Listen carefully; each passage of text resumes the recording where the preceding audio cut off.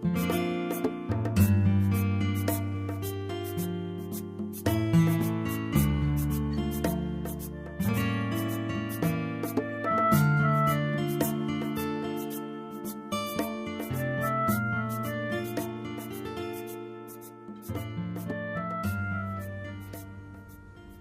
Colossiens chapitre 1er, nous lisons à partir du verset 1er. Paul, apôtre de Jésus-Christ, par la volonté de Dieu et le frère Timothée, aux saints et fidèles frères en Christ qui sont à Colosse, que la grâce et la paix vous soient données de la part de Dieu notre Père. Nous rendons grâce à Dieu, le Père de notre Seigneur Jésus-Christ, et nous ne cessons de prier pour vous, ayant été informés de votre foi en Jésus-Christ et de votre amour pour tous les saints, à cause de l'espérance qui vous est réservée dans les cieux, et que la parole de la vérité, la parole de l'Évangile vous a précédemment fait connaître.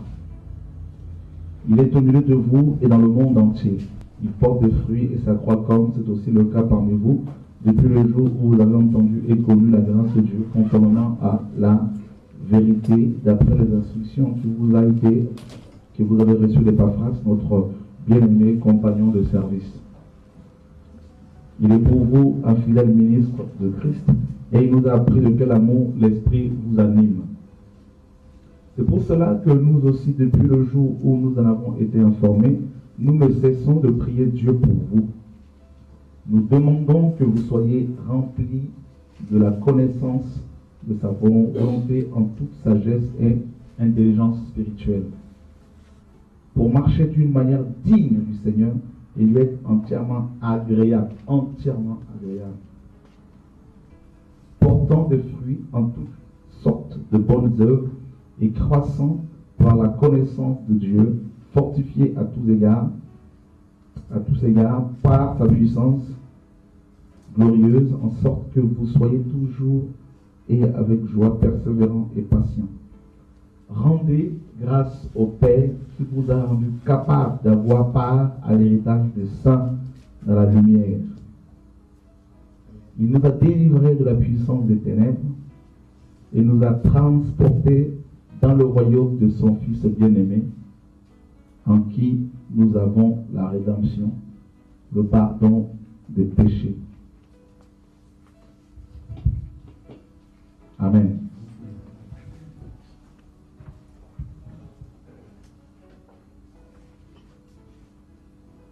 On va parler du royaume.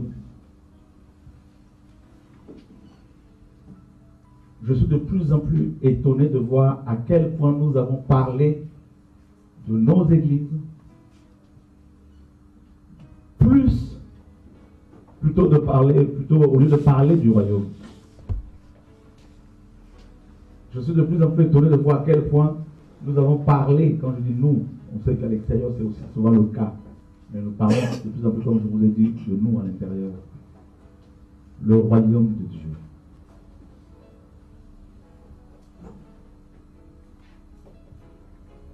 On veut tellement que les gens viennent dans nos églises, dans nos réunions d'église, qu'on ne s'intéresse pas à leur adhésion au royaume de Dieu. C'est là le christianisme qu'on nous a prêché, où il est question de l'apologie des ministères, c'est-à-dire la pub des ministères, des dénominations, où il est rarement mention du royaume. Prenons quelques cas des personnes qui ont vécu le royaume, qui ont prêché le royaume. Prenons Philippe, par exemple. Il baptise l'eunuque éthiopien, mais avant de le baptiser, il lui explique l'évangile, il lui expose l'évangile, il le baptise, le Seigneur l'enlève, et l'eunuque éthiopien continue sa route seul. Vous pouvez se dire, mais qui s'est occupé de ce monsieur? Philippe ne lui a jamais dit, viens et suis-moi, sois mon fils spirituel, je serai ton papa chéri.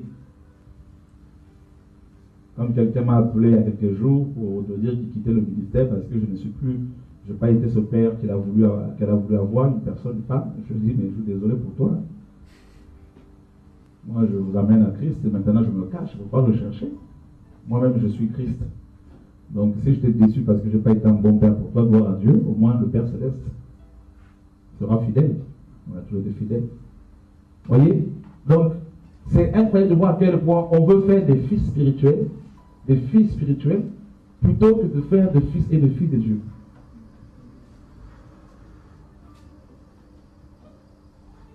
Et chacun se targue à dire, oui, moi, j'ai formé tant de personnes, moi, je fais ceci, cela, tout ça. Et on retrouve cet esprit aussi à Corinthe. Paul dira, vous pouvez avoir 10 000 maîtres en Christ. Oui, vous avez eu plusieurs enseignants. Vous avez un seul père dans la foi. Je vous ai tous engendrés. Il a coupé court à la discussion par rapport aux fils et filles spirituels. Donc, bref, c'est incroyable de voir à quel point des pasteurs, des prédicateurs font l'apologie de leur ministère, de leurs églises locales, plutôt que du royaume de Dieu et de son roi.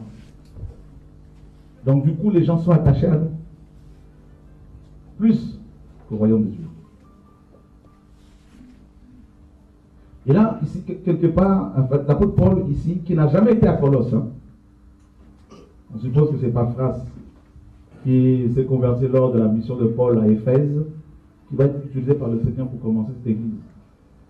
L'apôtre Paul n'avait jamais mis ses pieds à cette ville de Colosse, ville grecque, qui se trouvait à 160 km de la ville d'Éphèse. Paul se retrouve en prison lors de son premier emprisonnement et il va écrire cette lettre parce qu'il a appris qu'à Colosse il y avait des chrétiens convertis. Et il avait appris en même temps qu'il y avait une vague de faux prophètes qui étaient arrivés là-bas pour enseigner la gnose, c'est-à-dire une doctrine totalement dévastatrice qui amenait les hommes à vivre dans la licence. Et l'apôtre Paul a senti le besoin, poussé par l'esprit, d'avertir ces chrétiens pour leur faire comprendre qu'ils avaient adhéré, qu'ils étaient dans le royaume de Dieu. Et cette doctrine faisait tellement de dégâts, il y avait même des gens qui étaient des partisans de cette doctrine, des prédicateurs de cette doctrine, qui allaient voir les Colossiens avec des fausses visions, tout ça. Paul le dira dans Colosse là-bas, dans Colossiens, que si quelqu'un s'abandonne à ses visions, tout ça, il faut faire très attention. Donc ces hommes enseignaient les principes élémentaires du monde. Donc du coup, les Colossiens, parmi les Colossiens, beaucoup étaient séduits. Alors Paul dit justement, rendez grâce au Père, qui nous a rendus capables, nous, enfants de Dieu, chrétiens, d'avoir part à l'héritage des saints dans la lumière. Il nous a transportés, littéralement transférés. Il nous a transférés du royaume des ténèbres. Dans ce royaume règne la cécité, l'ignorance. Il y a eu un transfert, comme lorsqu'on transfère les prisonniers d'une prison à une autre. Il nous a transférés du royaume de Lucifer au royaume de son Fils bien-aimé. Alors, il dit que dans ce royaume-là, justement, qui est le royaume de lumière, nous avons plusieurs choses. Nous sommes héritiers, bien sûr, mais Paul parle de deux choses ici. Parle dans ce royaume en qui nous avons la rédemption, premièrement, et deuxièmement, le pardon des péchés.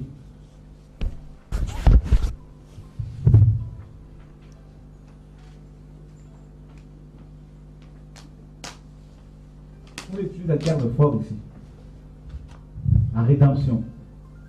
Alors pendant que je méditais ce passage, je me suis rendu compte effectivement que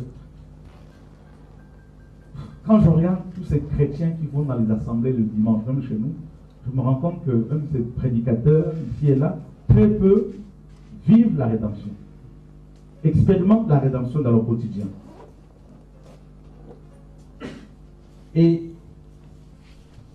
il dit qu'il nous a transférés.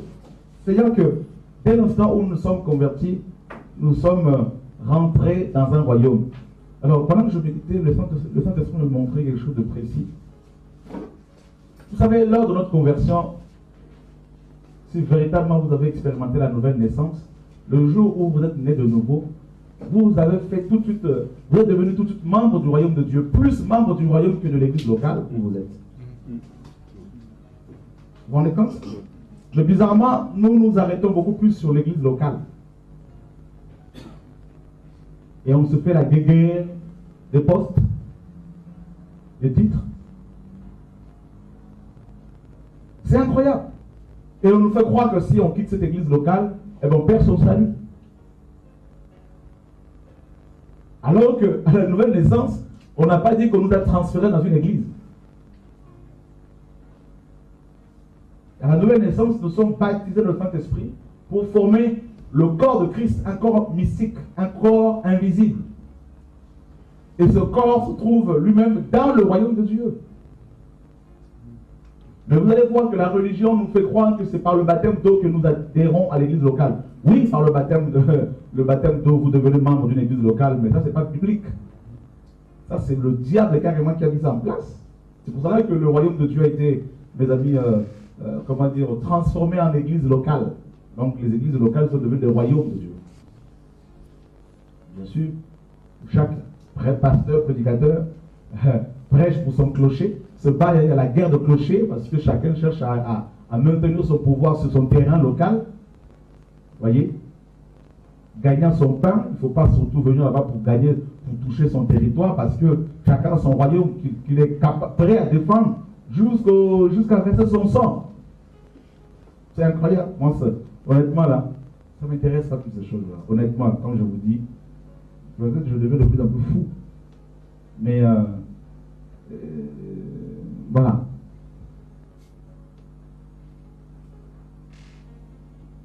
Vous vous rendez compte à quel point on a mal compris les choses? Je suis de l'église Intel. Je suis membre de l'église du pasteur Intel. Je suis membre de telle assemblée locale. Je suis fier parce que chaque dimanche matin, je dois n'est-ce pas, honorer mes droits et mes devoirs, parce que j'ai de devoirs et de droits. Vous voyez? C'est incroyable de voir à quel point ces chrétiens ne réalisent pas qu'il y a eu un transfert qui avait été fait, qu'ils sont dans un royaume invisible, un royaume éternel. Et que dans ce royaume, il y a le pardon et la rédemption. Alléluia.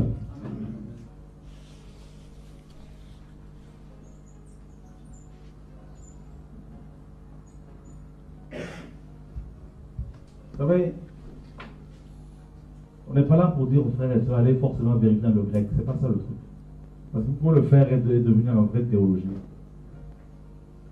Je ne sais pas pourquoi le Seigneur me dit que je dis ça. Mais il faut qu'il y ait l'esprit. Vous voyez ces deux termes-là nous parlent de la délivrance. Le pardon, aphésis, apolutrosis, nous parle de la délivrance, la rédemption et le pardon. C'est ce que l'on retrouve, ce qu'on trouve dans le royaume de Dieu, dans Colossiens chapitre 1er, justement verset 12 au verset 14. Alléluia.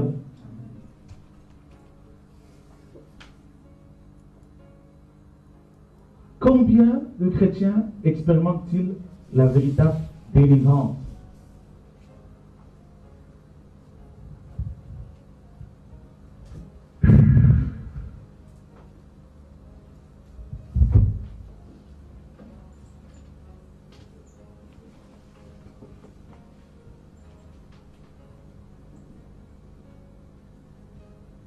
C'est bien de prendre note là quand on vient à la formation. Là. Comme ça, des questions, réponses, frères, on peut vous poser, parce que je vais vous poser des devoirs à faire. J'aurais bien aimé que chacun, Nicolas notamment, voit un cahier, voit noter. C'est très important quand on fait de telles formations, parce que c'est les enseignements, les questions-réponses. Et apo, le préfixe, nous parle de la séparation.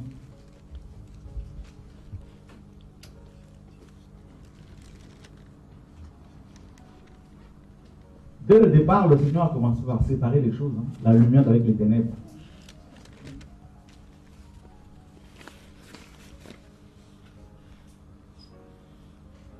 Il ne peut pas y avoir de délivrance sans séparation de certaines choses. Non.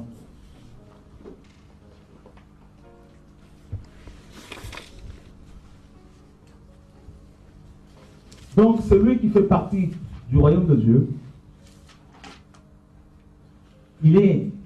on était tous, comme vous le savez, esclaves, vendus au péché, condamnés à mourir,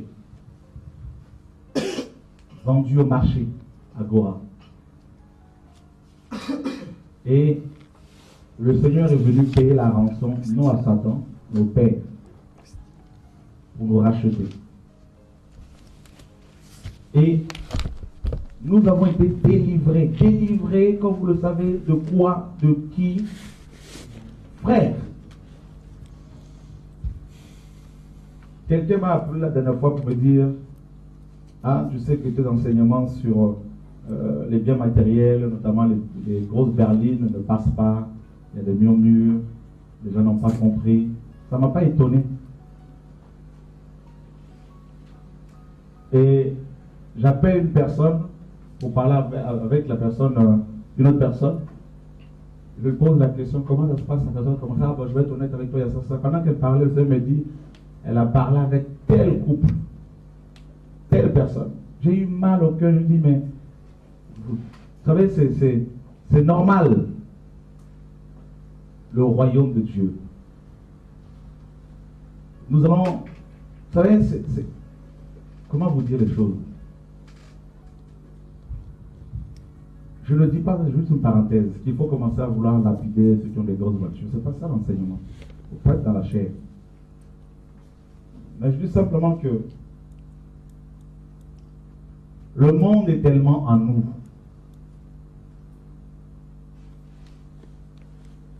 que c'est difficile que la chair accepte des fois de mourir. La rédemption, le Seigneur va utiliser un terme fort pour parler de la rédemption. D'abord, vous voyez, dans le royaume de Dieu, il y a la rédemption. Donc, on ne peut pas être membre du royaume sans vivre véritablement la rédemption. Donc, dans la rédemption, nous avons la séparation. Frères, chrétiens, regardez dans la Bible toutes les personnes qui ont vécu le royaume de Dieu. Prenez vos Bibles, lisez-la avec les yeux de l'esprit. Commençons. On va commencer par, prenons le cas d'Abraham, le père de la foi.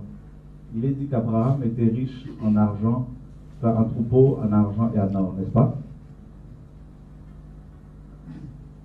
Mais vous verrez qu'en même temps, on nous dit qu'Abraham habitait sous des tentes. Et ça se savait pèlerin, c'est-à-dire étranger et voyageur.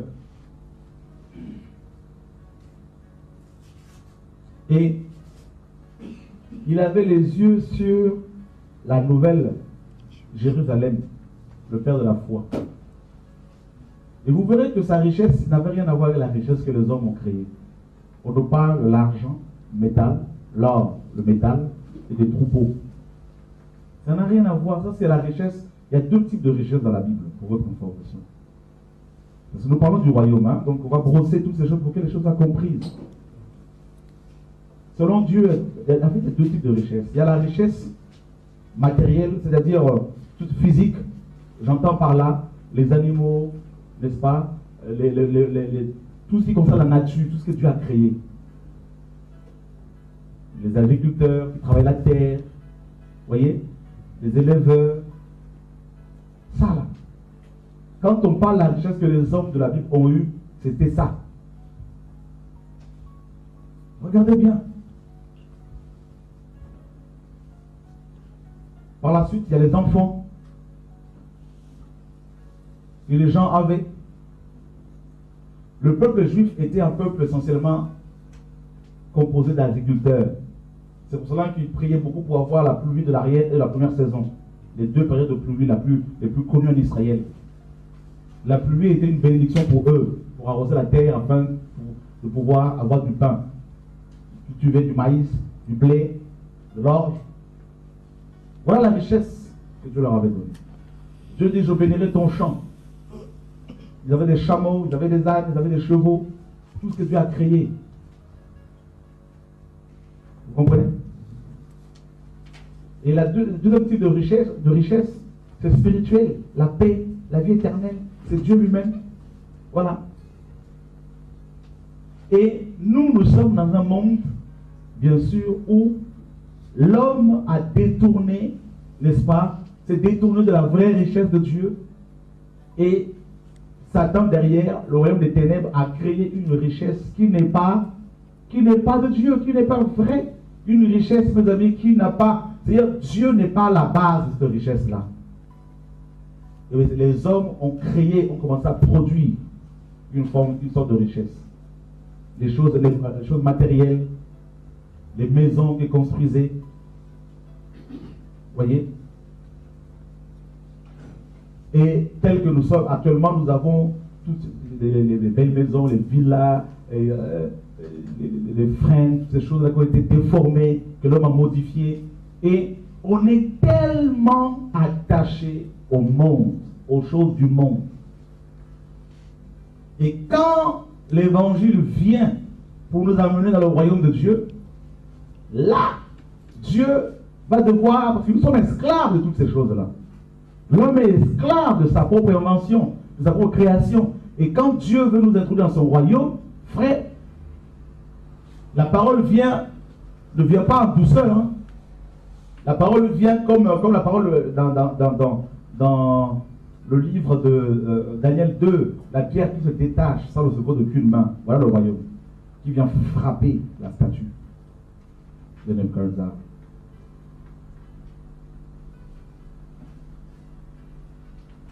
Et nous sommes esclaves du péché. Esclaves, c'est l'homme, hein? Esclaves du péché. Esclaves de ta propre volonté. La chair, le vieil homme. Esclaves des hommes. Esclaves, n'est-ce pas, de puissance occulte. Esclaves de la tradition, des coutumes et culture. Et là, Jésus vient pour nous racheter, nous délivrer de toutes ces choses-là. Et c'est pas forcément, c'est pas quelque chose de facile. Accepter, des amis. Oui, on a reçu l'évangile. Oui, ça nous chatouille, ça nous fait du bien. Oui, on se dit, nous sommes des prédicateurs, nous allons diriger les églises. Mais on n'a pas forcément compris ce que c'est la rédemption. C'est pour cela que ceux qui n'ont pas compris ce que c'est la rédemption, quand même ils ont l'onction, mais au bout de quelques années, ils finissent par tomber dans Babylone, par tomber dans l'église de la Odyssée, parce que quelque part, il n'y a pas une délivrance au niveau du cœur. Parce que la racine là, qui est attachée à la richesse de ce monde, finit par pourrir leur cœur. La Bible dit Moïse, devenu grand en Égypte, refusait d'être appelé fils de la fille de Pharaon. Il a regardé la richesse de l'Égypte comme une pourriture. Vous savez quoi à l'Égypte? Ces grands palais que l'homme a fabriqués, toutes ces choses-là passagères. Moïse a vu l'opprobre de Christ comme une véritable richesse. Il a vu le royaume.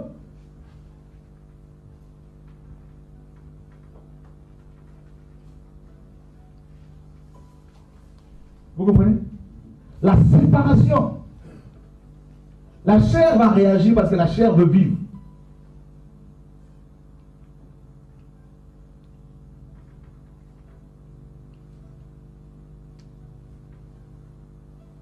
Vous voyez le décalage entre nous et les apôtres et le premier chrétien? Il est énorme. Même nous qui parlons de la réforme de l'Église. La réforme de l'Église. Alors nous allons réformer, nous allons réformer quoi? Qui? Parce que nous-mêmes, là, au niveau de la rédemption, on a encore des difficultés là. C'est au fur et à mesure qu'on commence à se dire, oula, et heureusement que Dieu est le Dieu de la grâce. Alléluia. Amen.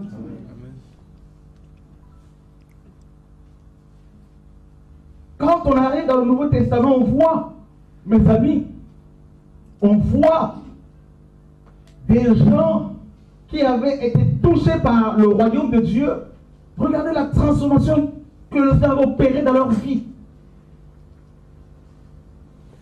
Waouh!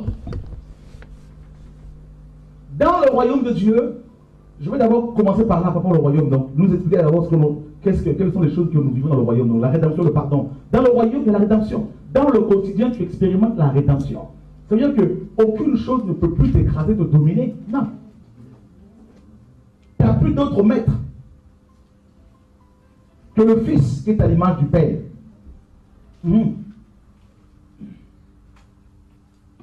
Nous avons des racines en nous là. Si ces racines ne sont pas déracinées là, ça va nous rattraper un jour. Tôt ou tard, ça va nous rattraper. Et qu'on va dire non, c'est Dieu qui bénit. Laissez-moi vous dire, frère. Laissez-moi vous dire. Tu as une belle fille là, tu me dis piscine, Dieu t'a béni. Je te dirai aujourd'hui, tu ne peux plus me mentir. Non. C'est pas ça la bénédiction. Il faut arrêter de mentir. Non. Bénédiction. Mais les païens, ils ont plus que ça. Donc ils sont bénis. C'est pas ça la bénédiction. Le royaume, c'est pas ça. Satan est trop rusé. Il a menti les chrétiens et les prédicateurs qui disent c'est ça l'influence du royaume, c'est ça, machin, tout ça. C'est faux. Parce que le pape, il a tout ça. Il n'est pas béni. C'est pour cela que Ephésiens 1:3 nous dit que béni soit le Père de notre Seigneur Jésus-Christ qui nous a bénis de toutes sortes de bénédictions spirituelles dans les lieux célestes. Donc, quand tu as vu là, il ne faut pas dire Dieu t'a béni. Parce que le pauvre là, qui craint Dieu, qui n'a pas ça, il va dire Dieu est injuste. Amen. Il faut dire j'ai travaillé. Bon, tu diras oui, Dieu me donne la force. Oui, mes frères, ok. Mais attention de ce que nous sortons de nos bouches normalement dans les années. On n'a pas compris la bénédiction. Sous la loi, quand les gens avaient plusieurs troupeaux, disaient Dieu bénit. Parce que Deutéronome 28 disait tu seras la tête et non la queue. Mais quand Jésus est venu, il a dit qu'il est plus difficile aux riches d'entrer au ciel. Les apôtres étaient choqués parce qu'ils ont dit, Moïse a dit le contraire. Toi, tu dis quelque chose qui contredit Moïse. Oui, parce que les données avaient changé. Moïse, c'était la chair, Christ, c'est l'esprit. C'est ce qu'il faut comprendre.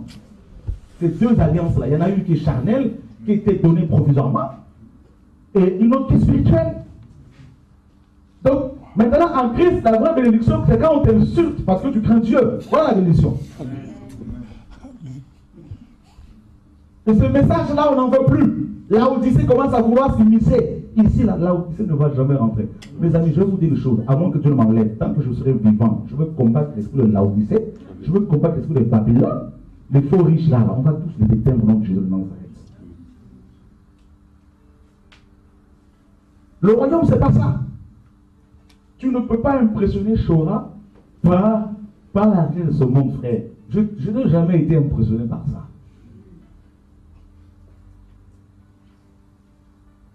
Est-ce que quelqu'un me comprend? Amen. On a mal compris la richesse.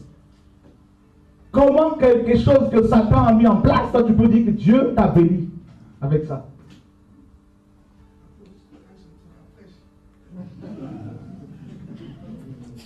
Non, mais ça va délivrer les jeunes ministres. Vous voulez finir avec Jésus? Il faut délivrer dès le départ tout ça.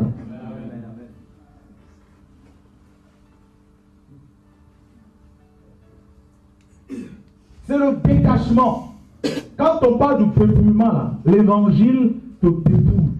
Regardez dans Hébreux 11, on l'a vu la dernière fois, non? Ils étaient dénués de tout, ces gens. Moïse a vu la richesse de Pharaon, il a vu comme une opprobre, comme une honte. Il a laissé poursuivre Jésus. Les gens disaient, tu étais malade. Comment tu peux vivre avec les Hébreux qui sont pauvres, selon les hommes, alors que tu peux vivre ici dans l'opulence? Moïse voyait plus loin. Depuis 26 ans que je sers le Seigneur, toutes les personnes qui étaient attachées au bien de ce monde ont perdu leur grâce. Je dis bien toutes sans exception. Parce qu'à un moment donné, le message commence à le modifier. C'est pas ça le royaume.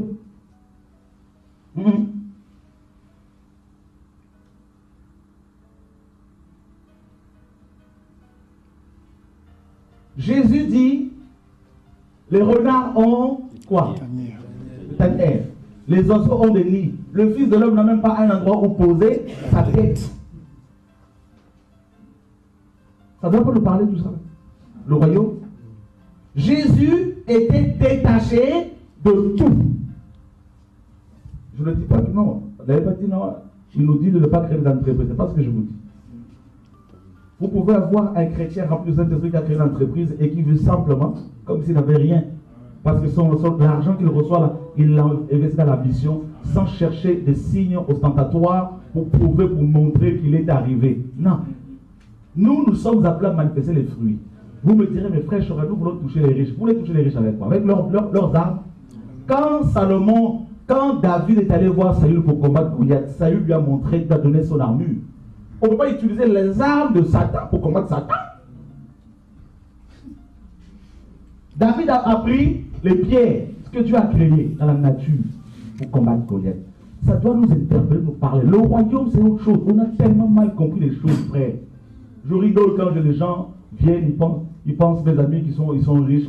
Je parlais avec un frère, un prédicateur qui voulait tout faire avoir une maison. Il a eu la maison, tout ça là, maintenant il veut la revendre pour être dans un HLM. Je rigole simplement. C'est bien parce qu'il y a des choses pour goûter, pour comprendre que tout est vanité. Tout est vanité. Je vous dis la dernière fois à la radio, la terre a été soumise à la vanité, c'est écrit. Les poussières, quand tu vas mourir là, ce sont même ceux qui t'entourent là qui vont se battre. Avant même que tu ne meurs, ils sont en train de se battre déjà pour pouvoir avoir tes biens. Voilà. J'ai suivi les informations la dernière fois au Congo. Une femme qui était morte, décédée, et les gens de sa famille se battaient. Petit frère, grand frère, oncle, tante, pour les biens. Vous vous rendez compte? Tu n'es pas encore mort. Les gens vont prier déjà pour que tu partes. Pour vous montrer à quel point ces richesses-là, ce que vient de l'homme, ça ne peut pas nous enrichir. C'est pour ça que l'Église dit que celui qui aime l'argent n'est pas rassasié par l'argent. Voilà. Faites l'expérience. Le royaume de Dieu, il faut être délivré. Il faut que cette racine-là soit ôtée. Sinon, là, ça va te poursuivre. Vous êtes déjà le ministère, non? C'est la racine-là. Si vous avez mal compris les choses, quelqu'un vient avec des gros billets. Vous allez faire quoi? Vous allez céder. Que vous montiez ou pas, vous céderez. Et là, Dieu m'a montré qu'ils sont disqualifiés. Dieu m'a dit, celui-là, disqualifié. Et je sais quand Dieu me dit ça, qu'on monte, qu'on descend, là, on va voir la personne, je suis fini. Ça fait mal.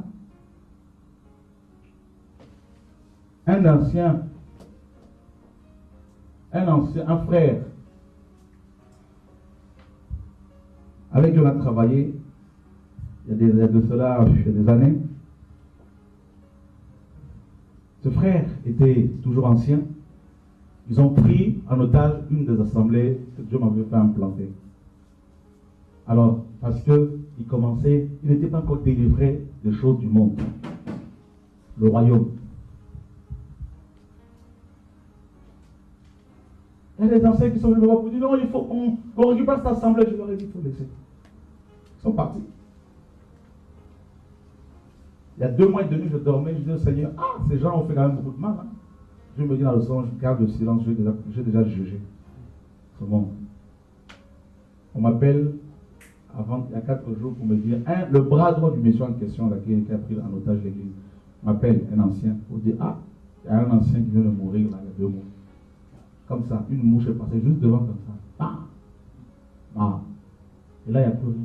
Il dit, il n'y a plus rien. Moi, je me suis retiré. Je lui ai dit, ça va fermer le royaume. Pourquoi? Ce monsieur a suivi les gens qui sont venus. Tiens, grosse voiture. Il fait constituer un petit noyau des donateurs. Il n'a pas compris ce que c'est le royaume.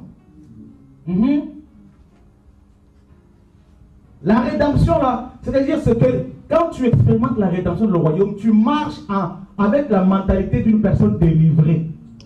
Délivrée, détachée. La délivrance, c'est le détachement du monde. Tu es dans le monde, mais tu n'es pas du monde.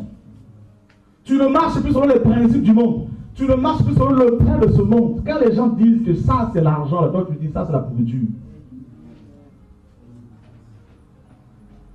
C'est ça le royaume. Je ne sais pas si je me fais comprendre.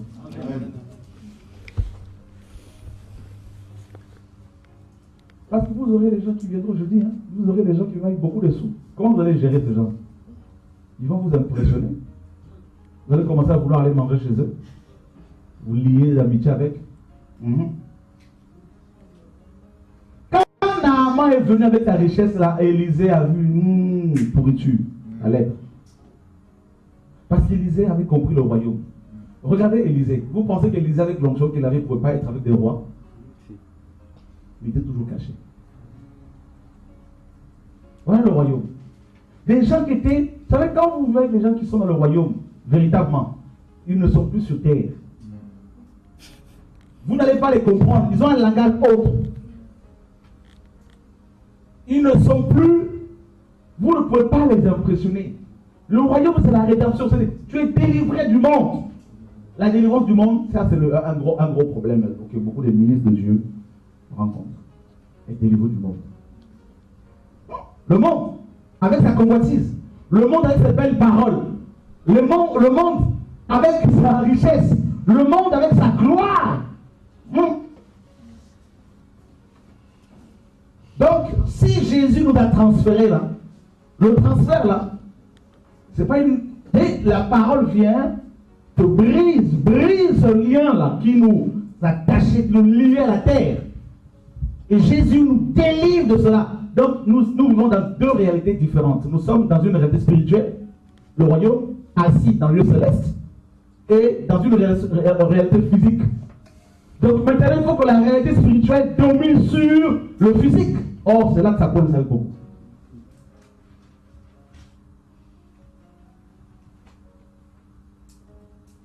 Nous sommes ressuscités et assis dans les lieux célestes en Christ. Frère, est-ce que vous pouvez vous imaginer? Nous sommes assis en Christ. Donc ça veut dire que nous n'avons plus besoin de prouver à qui que ce soit. Quelqu'un qui est assis, c'est quelqu'un qui vive l'accomplissement. Est-ce que vous me comprenez? Tout est accompli. Donc vous allez vous battre pour quoi encore? Vous allez commencer à prouver, à prouver quoi? À qui?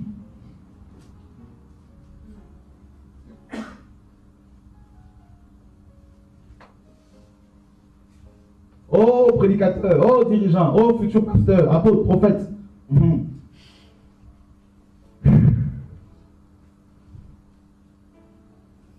Satan vient. Il dit à Jésus. Le Seigneur nous dit la parole, il était rempli du Saint-Esprit. Il a été poussé dans le désert pour être tenté.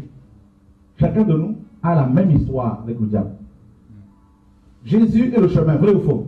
Donc quand Jésus dit dans Jean 14, 6 que je suis le chemin, la vérité, la vie, ça veut dire quoi? On a mal compris les choses. Il veut dire quoi? Quand il dit que je suis le chemin, ça veut dire que ce que j'ai vécu d'après les vies. Si Satan m'a conduit dans un désert pour être tenté, vous passez par ce chemin. Et quand maintenant, ce chemin de la tentation, c'est quoi? On nous dit il y a eu 3 types de tentations. Il y a eu d'abord le ventre.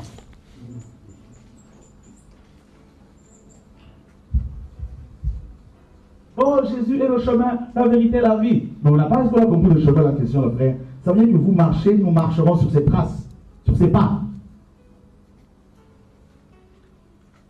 Et celui qui n'est pas libéré du monde, et celui qui ne vit pas le royaume, chutera. Même si tu prophétises matin, midi, soir, Satan n'a pas peur de toi. Il n'a pas peur de nous. Il va jongler avec toi, alors que tu connais la Bible, hein, il va jongler avec toi matin, midi, soir, et tu ne vas rien comprendre. Satan vient, il dit à Jésus, si tu es fils de Dieu, ça veut dire quoi? Ah, si tu es un pasteur, si tu es apôtre, démontre que tu es apôtre. Le royaume. Prouve aux gens que tu as l'onction. Oh, je sens une onction ici. Recevez, recevez. Qui t'a dit qu'il faut faire ça ce jour-là?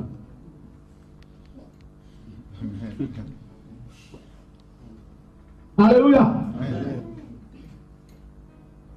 C'est quelqu'un pour moi ici. Transforme ces pierres en pain. Les pierres vivantes.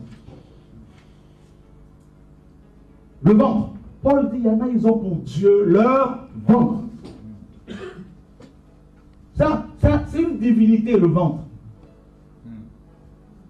C'est ce que Jésus dit.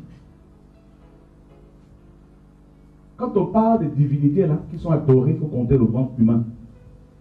Donc, tu traînes avec toi une divinité. Tu dors avec, tu te réveilles avec. Tu demandes une adoration qui est basée sur la nourriture physique. C'est pour ça que Jésus dit, le pain quotidien vous suffira. Si vous avez la nourriture et le vêtement, cela vous suffit. Il lui montre les pieds. Imagine-toi si tu n'es pas dans le royaume, la délivrance, la rédemption. C'est-à-dire si tu n'es pas délivré, les gens qui sont envoyés dans ton ministère, dans ton église locale, quand tu vas te retrouver peut-être seul un jour pour gérer, laisse-moi te dire, tu vas commencer à les transformer.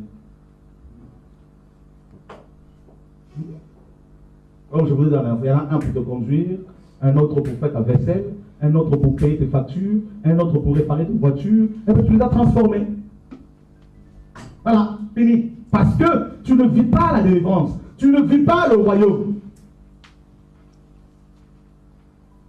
Jésus dit non. La Bible dit qu'il a fait 40 jours de jeûne, il a eu faim. Et là, Satan est venu. C'est quand on a faim là que Satan vient d'abord. Jésus a refusé. Parce qu'il était dans le royaume, il est le royaume, il est le roi. Il a compris que la parole de Dieu est plus importante que la nourriture. Satan, nous dit la parole, il vient, il le met sur le toit du temple. Comment Satan peut soulever Jésus et le mettre sur le toit d'un temple?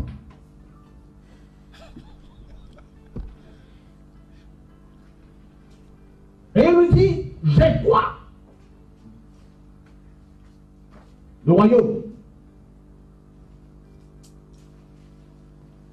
Il va ordonner à ses anges de venir te recevoir, te réceptionner. Là, si tu n'es pas dans le royaume, là, tu vas devenir ici, là, tu vas devenir le pape. Vous voyez? C'est ce que Satan voulait faire. Le dirigeant de l'église émergente, il a voulu transformer Jésus en dirigeant de l'église écuméniste. Et cette tentation-là, on l'aura également. Comment faire pour achever correctement la mission? Frère, il faut vivre la rédemption dans le quotidien. Parce que la chair a tendance à partir. Ah oui. Je vous l'ai dit la dernière fois, les gens qui tombent, les pasteurs que nous avons décriés, que vous décriez dans vos églises, tout ça, là, dans vos messages, là, ils ne sont pas tous mauvais, ils n'ont pas tous commencé comme ça. À un moment donné, dans leur vie chrétienne ministérielle, ils ont perdu la notion du royaume. Là, c'est fini. C'est-à-dire, la rédemption, la Bible dit que nous avons été transférés dans le royaume du Fils. Et dans ce royaume, nous avons d'abord la rédemption. Donc, ça veut dire que aucune chose, aucune personne, aucune institution ne peut dominer sur toi. Ne doit dominer sur toi.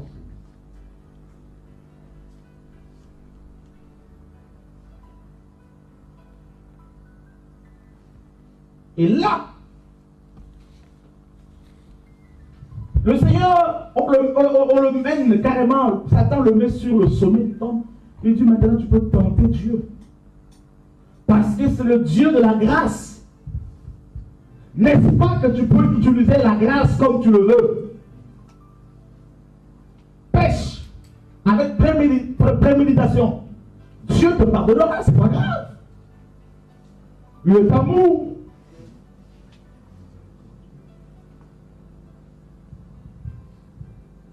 Le Seigneur dit, on ne tente pas ton Dieu. Il est écrit, il ne faut pas tenter ton Dieu. Satan nous dit la parole, troisièmement, il lui montre en un instant, en un clin d'œil.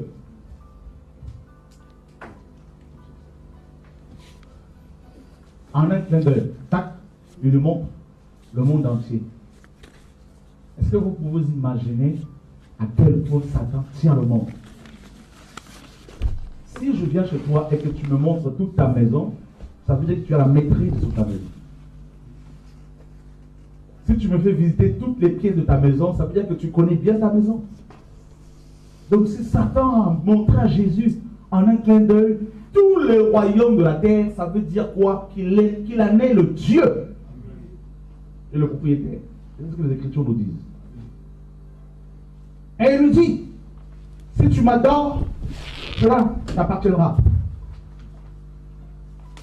Il a voulu faire de Jésus l'Antichrist.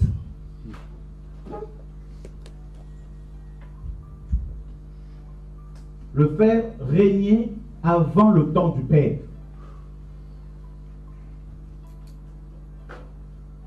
Il y a des prédicateurs qui règnent maintenant. Ils ne régneront pas avec Jésus. Parce qu'ils ont déjà leur récompense. Ils sont adorés, ils sont adulés, ils sont glorifiés, acclamés par tout le monde. Ils règnent, ils s'enrichissent, ils ont de leur part. Mais vous voyez que Jésus dira non, frère. C'est la même chose que l'ennemi va se faire avec toi dans ton ministère. Il va te montrer la richesse du monde en un clin d'œil. Il dit, tu peux avoir ça, tu peux avoir ça, tu peux avoir ça. Et là, on oublie que tu oublies que tu es étranger et voyageur.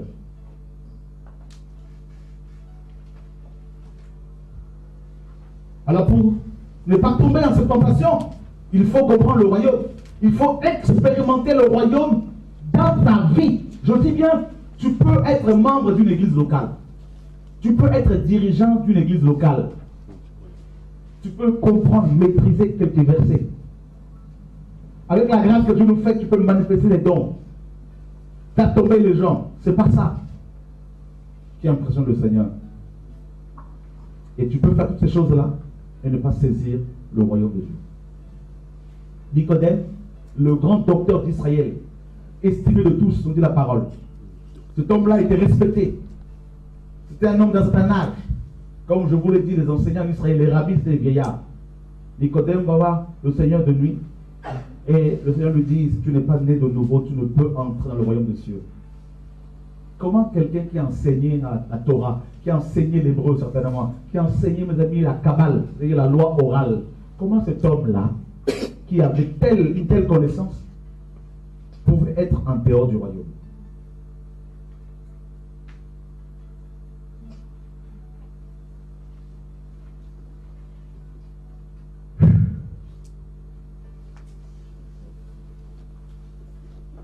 Et vous voyez, quelle est la connaissance, le mystère qu'il avait maîtrisé. Jésus lui parle de la nouvelle naissance qui est en fait la base, le premier pas dans le royaume, la nouvelle naissance. Nicodème ne connaissait pas.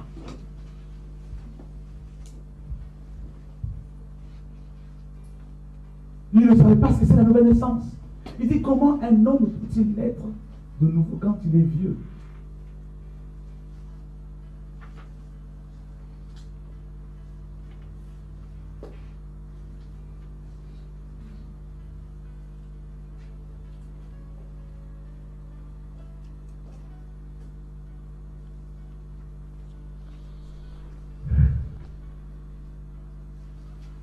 Aphésis, pardon, littéralement délivré de l'esclavage.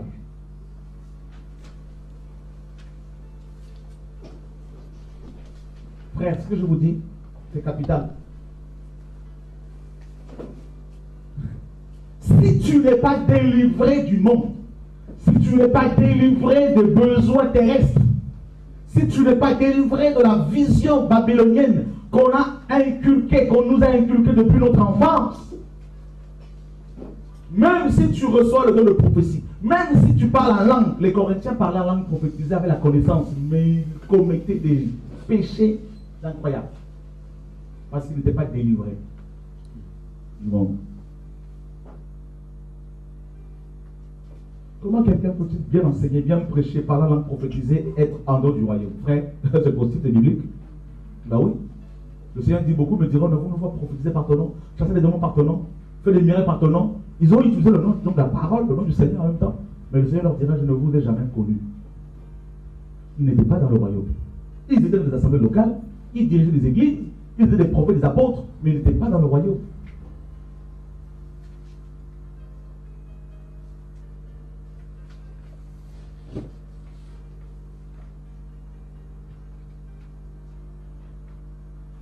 Nous sommes prisonniers de la chair. Notre esprit humain est prisonnier de la chair. Cette chair.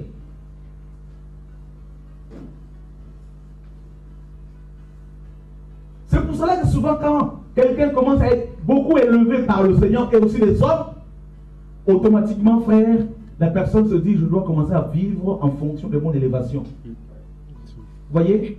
C'est là. On commence à sortir. La chair, Paul dit, ne peut pas, la chair et le sang n'hériteront pas le royaume de Dieu. Le Seigneur le dit également. Il dit, ce qui est né de la chair est chair, est chair. Ce qui est né de la chair est chair. Ce qui est né de l'homme, ce qui vient de l'homme est chair. Il dit, tout ça, ça va rester. Le royaume, c'est autre chose. Rendez grâce au Père qui nous a rendus capables d'avoir part à l'héritage des saints, dans la lumière. Ça veut dire que l'héritage dont il est question n'a rien à voir avec le monde matériel, le monde physique. Rien à voir. Quand Jean parle de belles pierres, des perles, des pierres de valeur dans Apocalypse 21, 22, ces pierres n'ont rien à voir avec le monde. L'héritage des saints.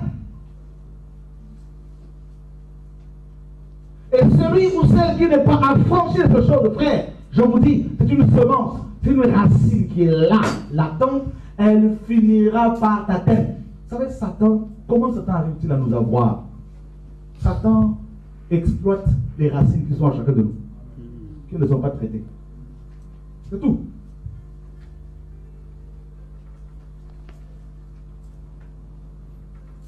C'est pour ça Hébreux 12, 14, 12, 15 dit, veillez à ce qu'aucun d'entre vous ne se prive de la grâce de Dieu et aucune racine d'amertume, produisant de rejetons, poussant de rejetons ne produisent du trouble et que plusieurs ne soient infectés. La racine.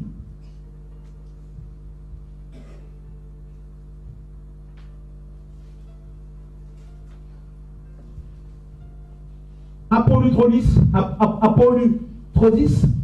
la séparation apo. Il y a une séparation.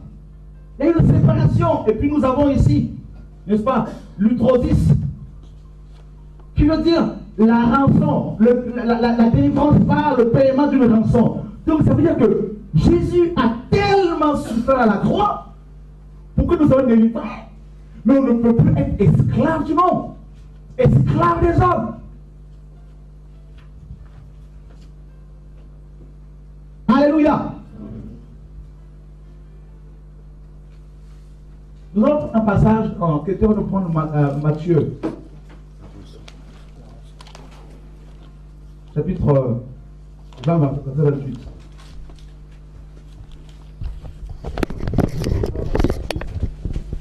C'est ainsi que le Fils de l'homme est venu, non pour être servi, mais pour servir et donner sa vie comme la rançon de beaucoup. La rançon. Rançon, l'utro. Frère, ce n'est pas un homme qui est mort à la croix pour que tu sois délivré. Jésus a payé de sa vie, comme vous le savez, pour être libre. Pour être totalement libéré de toute forme de pression, de toute forme de contrôle. Le royaume de Dieu, c'est la délivrance. La délivrance. Paul dit tout est permis, mais tout n'est pas utile. Tout est permis, mais je ne me laisserai asservir par quoi que ce soit. Non.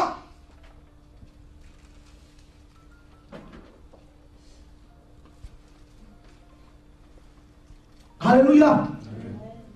Dieu est bon, n'est-ce pas? Matthieu 21, 2.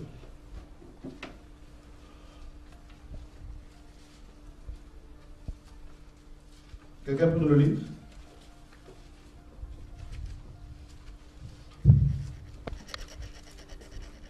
Matthieu 21, 2. Leur disant, allez à la bourgade qui est devant vous, vous y trouverez aussitôt une ânesse attachée et un anneau avec elle. Détachez-les et amenez-les-moi. Voyez, détachez-les. L'outro toujours. On a le terme l'outro, n'est-ce pas? L'outrosis, ou encore l'outro, qui signifie rançon, ou encore détaché. Donc ça veut dire que la rançon que Jésus a payée, c'est pour nous détacher du royaume de ce monde, du royaume des ténèbres. Donc il y a eu une libération, mes amis, une libération. Le Seigneur envoie ses apôtres libérer cet anneau parce qu'il devait aller à Jérusalem, rentrer dans Jérusalem avec. Ici nous avons une belle typologie. Jésus qui veut aller au ciel avec nous. La ville de Jérusalem est l'image du ciel. Il ne veut pas aller seul. Il veut aller avec nous. Or, il ne peut pas nous transférer dans le royaume céleste sans nous avoir détachés.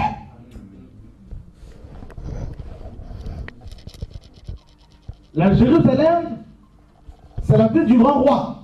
C'est où il y avait le peuple, où il y avait l'arche, la gloire de Dieu. Et cet anneau était là, attaché et avait le maître. Vous comprenez? Donc cet anneau ne pouvait pas dépasser un certain périmètre. Non seulement qu'il était attaché, mais en plus de cela, il avait des maîtres qui le surveillaient. Et Jésus envoie les apôtres, il leur dit, allez et vous trouverez cet anneau, détachez-le. Si on vous demande pourquoi le détachez-vous, dites le maître en a besoin. Vous voyez pourquoi il va utiliser le terme maître? Adonai. Parce que cet anneau passait du royaume de ses maîtres au royaume d'Adonai. Jésus n'a pas dit et expliqué leur qui je suis, mon père, ma mère, tout ça, nanana, toute une panoplie de paroles. Il a dit, dites simplement le maître en a besoin. Il n'a même pas dit son nom. Ces maîtres-là ont compris qu'il y a maître et maître. Vous comprenez? C'est ça le royaume. Ça veut dire que Jésus envoie des ministères qui viennent annoncer l'évangile, pas n'importe quel évangile. Pas l'évangile mélangé avec les choses de ce monde, mais l'évangile pur qui te dit que le royaume de Dieu, ce n'est pas le monde. Le royaume, ce n'est pas la richesse de ce monde, frère. Non! Le royaume appartient aux violents. La Bible dit heureux les pauvres en esprit, car le royaume de Dieu est à eux. Heureux ceux qui sont persécutés. Un message pur. Et le Seigneur dit, quand vous allez libérer mon peuple, ne mettez pas trop de paroles. Le maître en a besoin. C'est tout. Et on vient et on détache l'anneau. Et Jésus monte dessus. Et les gens se mettent autour et acclament. Ce même anneau qui était lié pendant les années que personne ne voyait, le voilà maintenant monté par Jésus, transportant Adonai. Tout le monde s'écarte. Et la porte de Jérusalem s'ouvre d'elle-même. Parce que là, c'est le roi qui vient. C'est ça, le royaume, frère. Le maître est venu, nous étions liés, attachés, ligotés. La chair nous surveillait. Les démons nous surveillaient. Les coutumes, les traditions, tout ça, nous surveillaient. Les sorciers nous contrôlaient. Le monde avec sa richesse nous contrôlait. On était liés par le monde comme pas possible. On se disait, si je n'ai pas telle maison, c'est pas possible. Si je n'ai pas telle carrosse, telle voiture, c'est pas possible. Mais Jésus a envoyé une simple parole. Quand la parole est venue, mes amis, nos maîtres ont commencé à trembler. Et comme Colossiens 1 le dit, nous avons été transportés. Mais on n'a pas été transportés par les anges. La parole, Jésus lui-même. Et nous sommes arrivés dans le ciel, dans le lieu très saint, où il y a le trône du Père. Et là, maintenant nous expérimentons dans le quotidien la rédemption. Ça veut dire que si l'ennemi vient pour nous faire des propositions, comme il a fait à Jésus, on lui dit, j'ai été délivré.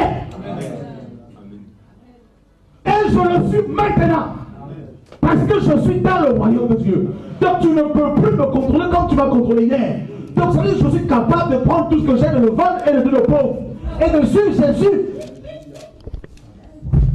Le royaume de Dieu. Est-ce que vous pouvez comprendre, frère, le royaume de Dieu? Le Seigneur a dit, ne vous n'amassez pas les choses ici-bas. C'est écrit.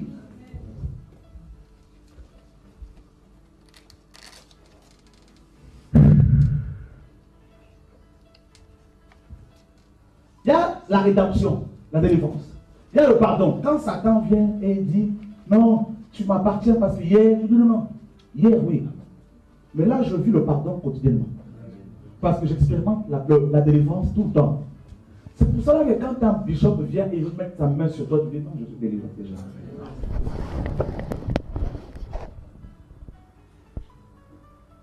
On vient rentrer dans notre organisation, mais quelle organisation?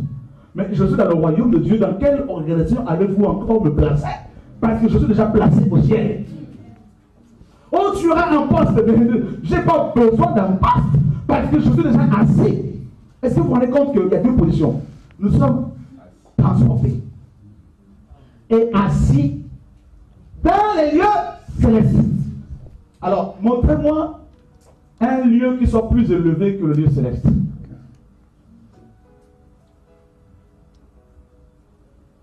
C'est la position la plus élevée. Et en Christ, et à la droite du Père, ça veut dire que tel que tu es là, tu es assis sur le même trône que le Créateur. Quand les 4 êtres vivants et les 24 milliards adorent Dieu, tu es assis là.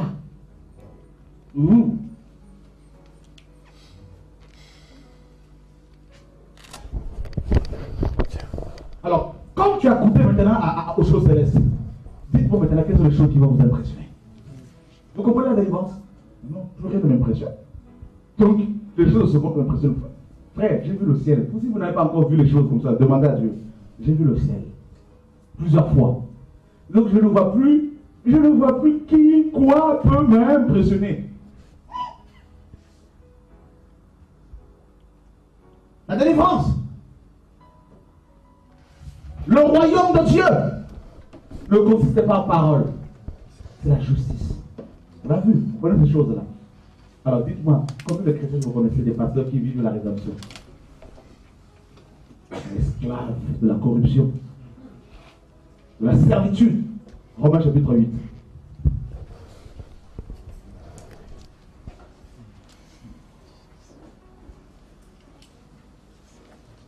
Regardez ce que Paul nous dit.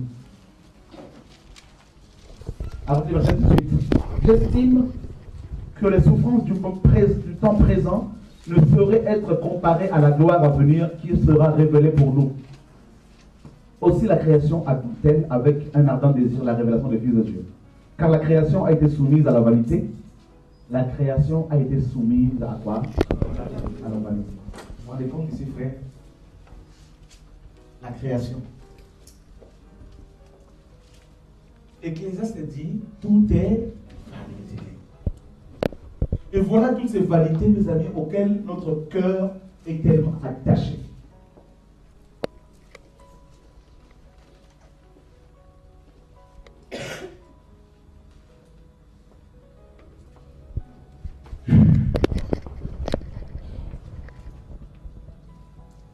Et non de son gré, mais à cause de celui qui l'y a soumise, Adam, bien sûr, avec l'espérance qu'elle aussi sera affranchie de la servitude, de la corruption, pour avoir part à la liberté de la gloire des enfants de Dieu. Vous vous rendez compte ici, la liberté. La terre, voyez-moi, la terre, comme Paul, en fait, Paul veut nous faire comprendre quoi? Il veut comprendre ici que, vous voyez, la terre espère. La terre, les oiseaux, les plantes, les animaux espèrent participer à notre gloire, à la liberté que le Père nous a accordée en Christ. Parce que la terre, c'est comme si la terre dit, c'est pas à cause de moi. Je n'ai pas voulu toutes ces choses-là. C'est à cause d'Adam. Moi, j'aimerais bien participer à la gloire des enfants de Dieu.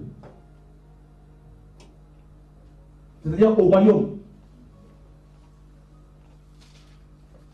Et on nous dit qu'elle espère être affranchie de la servitude, de la corruption. Donc, vous voyez, c'est de ça que Jésus nous a logiquement délivrés.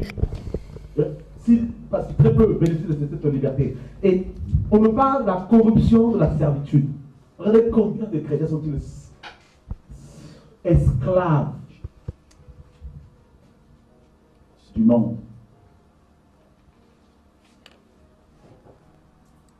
Il y a tellement de chrétiens qui sont endettés.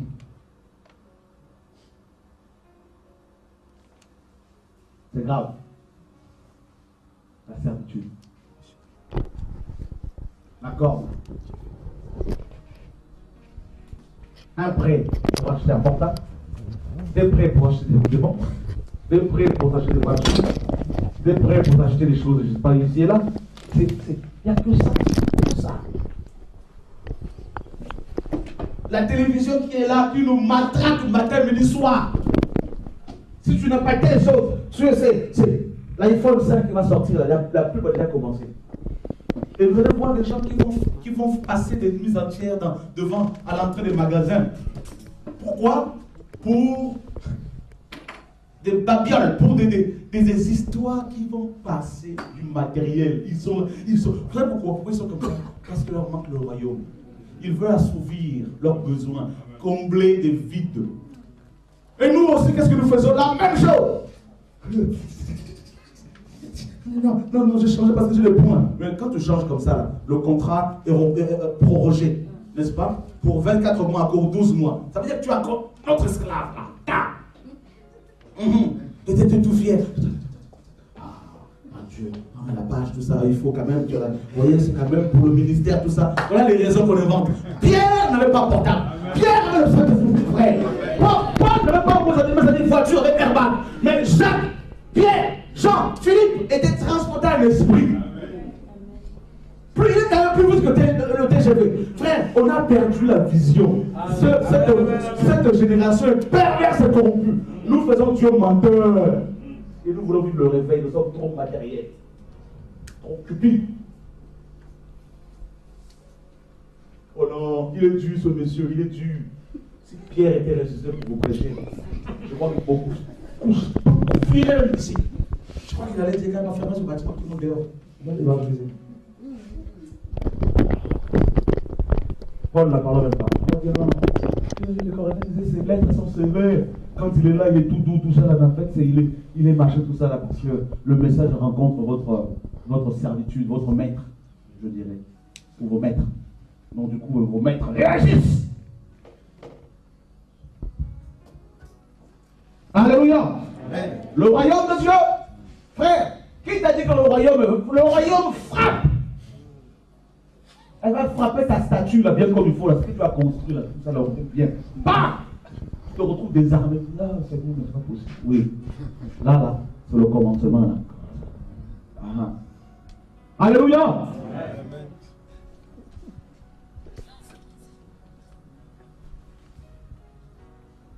Oh Seigneur, nous voulons voir le réveil, Seigneur! Le Seigneur a dit, ne vous êtes pas esclave. Le réveil commence par la délivrance personnelle.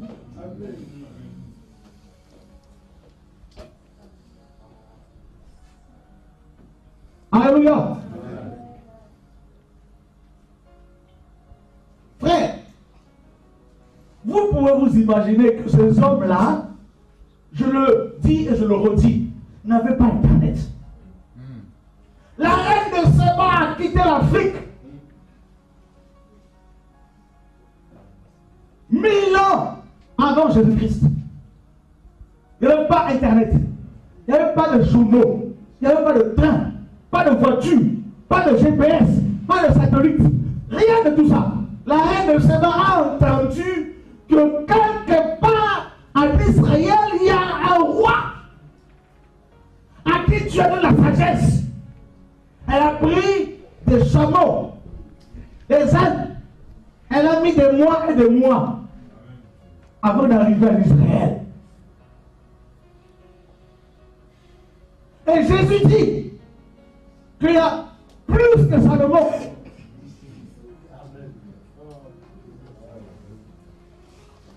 Hey my God. La sagesse infiniment variée de Dieu est venue au ciel. Et nous sommes là en train de dire, non, sans telle chose, tu ne peux pas bien rouler, faire des choses, faire le ministère. Tu es charnel. Vendu au péché. Quand vous allez être libéré, là, vous allez voir, je vais crier encore davantage. Là, au moins, je serai plus léger encore. Chacun dans son pain. Parce que je ne supporte plus le péché. Dieu est en train de me libérer au même temps, libérer les ministères. Pour que je puisse crier.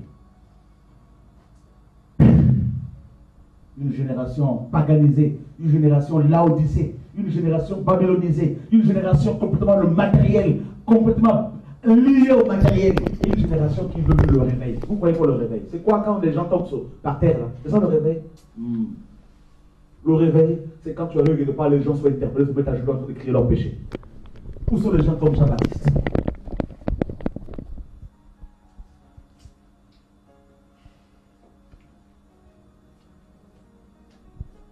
Le royaume de Dieu, frère. La reine de Séba arrive et elle dit, elle pose des questions énigmatiques, plein d'énigmes à Salomon. Et Salomon a tout résolu. Jésus dit, il y a plus que Salomon ici. Et cet homme de Galilée qui est le royaume par excellence, le roi des rois, nous l'avons reçu à nous. Et nous avons plein de théories. Non, frère. Ça se ferait dans son royaume, à la nouvelle naissance. On ne peut pas dire, non, mais ce n'est pas possible.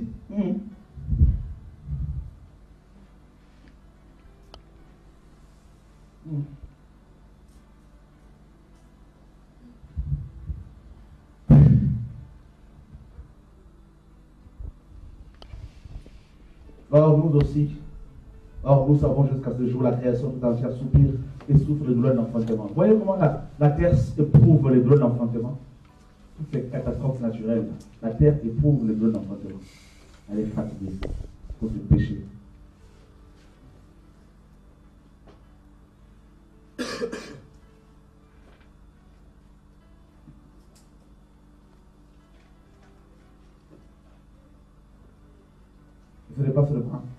Ce n'est pas elle seulement, mais nous aussi, qui avons les prémices de l'esprit, nous soupirons. Et nous soupirons nous-mêmes en attendant l'adoption, la rédemption de notre corps. Ça veut dire que quand Paul dit ici que nous avons les prémices, ça veut dire que les prémices c'est quoi? Dieu te fait goûter les fruits, mais pas dans la totalité. Nous avons reçu les prémices de l'esprit. Nous avons reçu les prémices du royaume. C'est-à-dire, Dieu nous donne un avant-goût. Et une fois que tu as goûté à cela, la terre ne t'intéresse plus. Le monde ne sera plus digne de toi. Non. Les gens qui aiment le monde, ils vont s'écarter devant toi. Dans le royaume.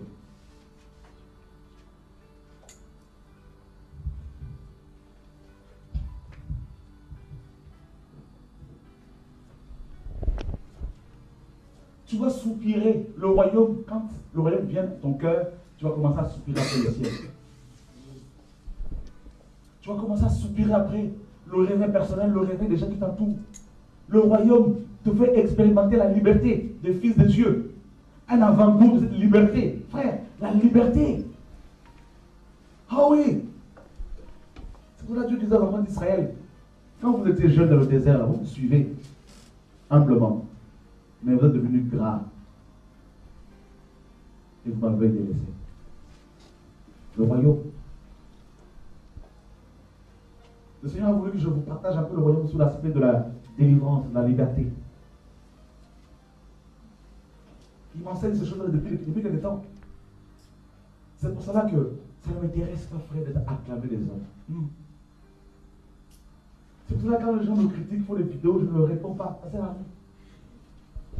Perdu. Je cherche plus la promotion des hommes.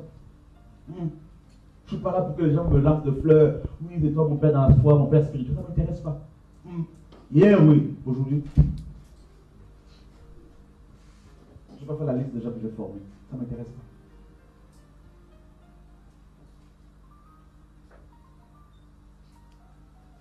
La liberté.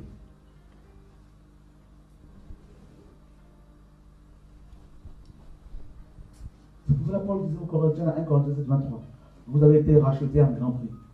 Ne devenez pas esclaves des hommes. Quelle parole! Regardez toutes ces églises. Vérifiez bien. Vous verrez que les chrétiens servent plus les hommes que Dieu.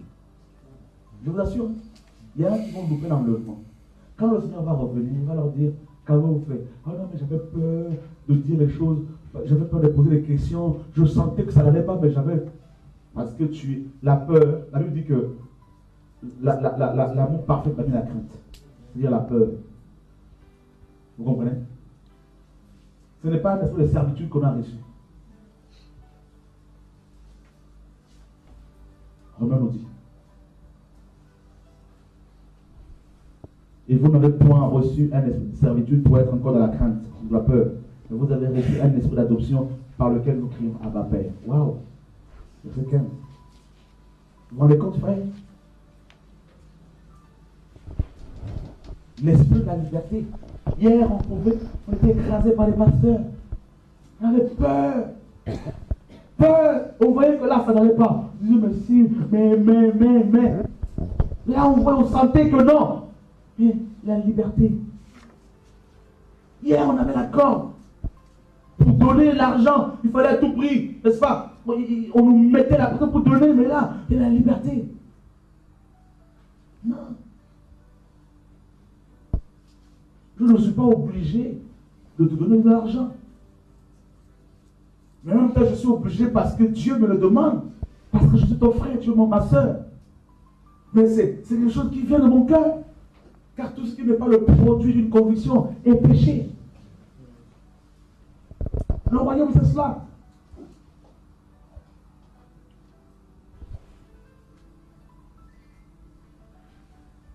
Mais à la nouvelle naissance, quand tu as été baptisé, remarquez qu'à l'époque on s'est converti, moi même pour l'époque, baptisé d'eau, tout de suite on était membre d'une église locale, avec une carte de membre.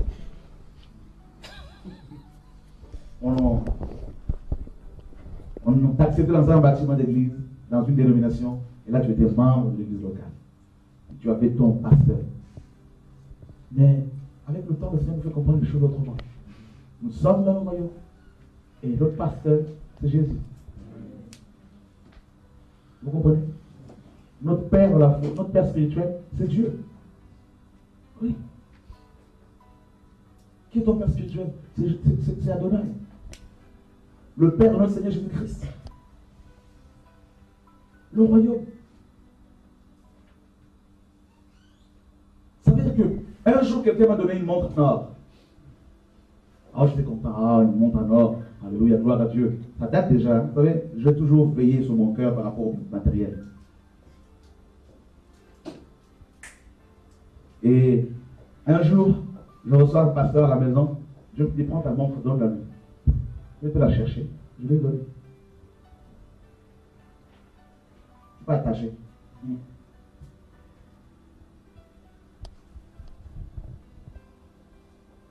N'aimez pas le monde, ni les choses qui sont dans le monde. C'est écrit dans 1 Jean 2,15. N'aimez pas. C'est un ordre. N'aimez pas. Le royaume, c'est cela. Oh, moi j'aime bien telle chose. Il faut dire, ma chair aimait ça. Maintenant, je suis mort. La poussière. J'aime un homme de Dieu avec lequel je partage beaucoup. Il me dit souvent, tout ça, mon de vanité. Hier, il a de l'âge, parce que souvent les jeunes ministères, ils sont là. Ah, j'aime bien telle chose. Ah, j'aime bien telle chose. Des fois, là, les jeunes gens, si vous n'êtes pas, vous ne veillez pas sur les passions de la jeunesse. Quand Paul disait à Timothée, veille sur les passions de la jeunesse. Ça veut dire quoi? Les passions. C'est ce que la jeunesse aime. Ah, j'aime bien Audi Assis. Ah, j'aime bien Villa Piscine. Ah, j'aime bien telle chose. Tu es jeune encore. Tu as le ministère, tu as l'appel. Fais attention. Commence à te discipliner maintenant. Cette chair, elle peut te conduire à l'enfer. Dis-lui, tu as été écrasé. Tu comprends? Tu as été écrasé. Oh non, je fais ce que je veux. Oh non, nous sommes libres en Christ. Oui, nous sommes libres en Christ. Attention, la liberté là, ce n'est pas vivre dans le bazar. Les temps sont compliqués. Regardez Paul. Voilà le royaume. Quand vous voyez Paul, on voit le royaume. Paul vivait comme si Jésus allait venir tout de suite. Vrai ou faux? Il a tenu bon. Ah oui. Pierre, Jacques et Jean. Frère, pour votre information, vous savez que tous sont morts exécutés. À croire que la persécution nous fait du bien. C'est pour cela que j'aurais tellement voulu vivre en Chine. Je vous assure. On ne voit pas marcher des bishops là, tout ça là, avec des gros machins, tout ça là, tout ce qui est ostentatoire, pour montrer aux gens que Jésus est. Frère, non! Ils sont dans les cavernes, ils sont dans les montagnes, ils sont dans les villages en train d'annoncer Christ, ils sont à Babouche, avec des claquettes et tout. C'est ça l'évangile, frère. Ils sont simples. Ils vivent simplement. Ici en Europe, là, je vous le dis, ici en Europe, c'est Laodicée. Là aux États-Unis, Laodicée. J'ai eu des gens de qui m'ont dit ici, c'est la compétition des pasteurs qui a le plus grand bâtiment. Regardez-moi ça. Jésus est dans son royaume, il a amené son peuple dans son royaume et eux ils sont en train de bâtir des bâtiments pour inviter encore Jésus. Ils veulent le ramener à l'époque de Salomon. Quand David a eu la pensée de construire une maison, Dieu lui a dit, est-ce que j'ai déjà demandé à Dieu de me construire une maison? J'ai demandé des tentes. Je fais construire une tente. C'est-à-dire quelque chose qui se déplace. Parce que je suis le Dieu qui marche de gloire en gloire avec vous. Et quand le temple a été construit, qu'est-ce qui s'est passé? Souillé. Bah oui. C'est quand tu restes sur place là sans changer, sans évoluer, c'est fini. Là, tu vas commencer à regarder tout ce que tu as acquis. Oh, j'ai ça. Oh, j'ai ça. Ah, c'est merveilleux, Seigneur, merci. Parce que tu m'as. Même vous qui déjà les églises, si vous ne vous déplacez pas là, vous allez commencer à construire carrément des petits royaumes.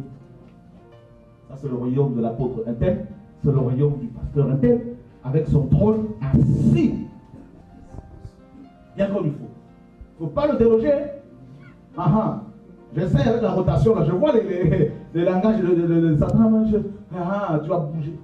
Dieu, le royaume de Dieu, frère, si Dieu ne peut pas bouger, tu restes là. Comme les Rubénites. Ils ont dit à Moïse, nous préférons rester de l'autre côté du Jourdain. On ne va pas traverser parce que ici, là, c'est bon. C'est exactement ce qu'il faut beaucoup de chrétiens. Ils n'ont plus la vie du royaume. Ils se disent, non, la France, c'est bon. Nous, au pays là-bas, là, c'était pas ça. Mais ici, c'est bon. Le pays est bon. Le séjour est bon. Mais tu ne sais pas que les eaux sont amères. Et quand tu bois les eaux, tu es devenu comme ça. Il y a tout le royaume. Tu rigoles, hein? Mais ça te concerne. Moi, tu seras un vrai pharisien, tu vas pointer les autres. Alléluia! Regardez la place que vous allez donner à vos télévisions chez vous. Un hôtel, est-ce que vous savez que ça c'est un hôtel, ça? Hein? Où vous allez vous asseoir pour rendre un culte. La télévision, vous lui donnez, vous lui consacrez tout un espace à elle toute seule. Un meuble bien décoré. Et vous êtes assis devant, en train de prier.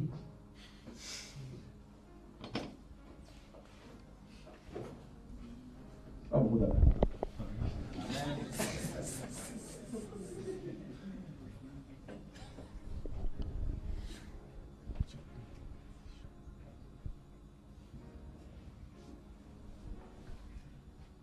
Alléluia. Pierre, le royaume. Jacques, le royaume. Ils ont prêché le royaume. Ils ont vécu le royaume. Ils ont présenté le royaume aux gens. Quand les gens le négligeaient. Vous savez pourquoi on nous a persécutés? À l'époque, il ne fallait surtout pas dire qu'il y avait un autre roi que César. Et leur message était basé sur le royaume. C'est pour ça qu'ils ont été persécutés. Parce qu'il fallait allumer de l'encens en l'honneur de César et crier haut et fort, César est roi. César est Dieu. Et sacrifier aux idoles pour César. Et les chrétiens, il y a beaucoup de chrétiens à qui on avait demandé de renoncer à Christ en sacrifiant aux idoles. Et eux, le christianisme, quand l'Église est née, il y a eu ce groupe de personnes qui commençaient à proclamer un autre roi que César. Matin, midi, soir. Et qui se disaient être dans un royaume. Alors César, les Césars ont commencé à se dire, mais nous sommes un roi, et notre royaume, donc l'Empire romain, ne peut pas avoir deux rois. Donc Jésus est devenu comme un concurrent. Et c'est pour cela qu'on a commencé à les persécuter. Ils vivaient avec des lois donc dont parle la parole, des lois qui contredisaient les lois du royaume de l'Empire romain. Là où l'Empire romain disait qu'il faut sacrifier aux idoles, eux ils disaient non. Là où on disait il fallait, tu peux, parce qu'il y avait à l'époque, il ne faut pas croire, hein, notamment chez les Grecs, il y avait les jeunes garçons. Les jeunes garçons. Vous savez le terme Eros. Eros est le dieu de l'homosexualité. À l'époque, les jeunes garçons étaient souvent éduqués par des grandes personnes, donc chez les Grecs, et leur éducation incluait également les pratiques homosexuelles. Et on encourageait cette pratique-là. Et les chrétiens disaient non. Voilà comment on a commencé à les combattre. Vous savez pourquoi non? La plupart de vos églises, de vos pasteurs ne sont pas persécutés? Parce qu'ils se sont conformés au système de pratique. Il n'y a plus le royaume. Donc, plus de persécution.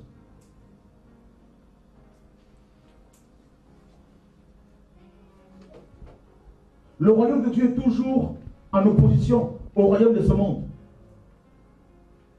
aux lois de ce monde.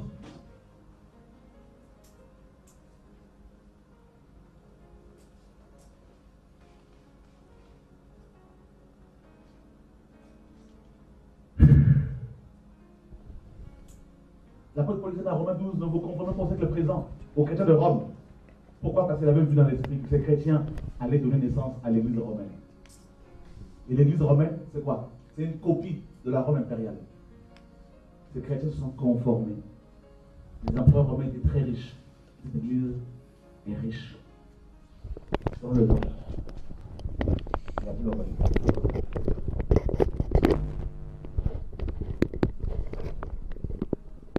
Je ne veux pas parler des aspects du royaume, mais plus plutôt définir ce seul royaume.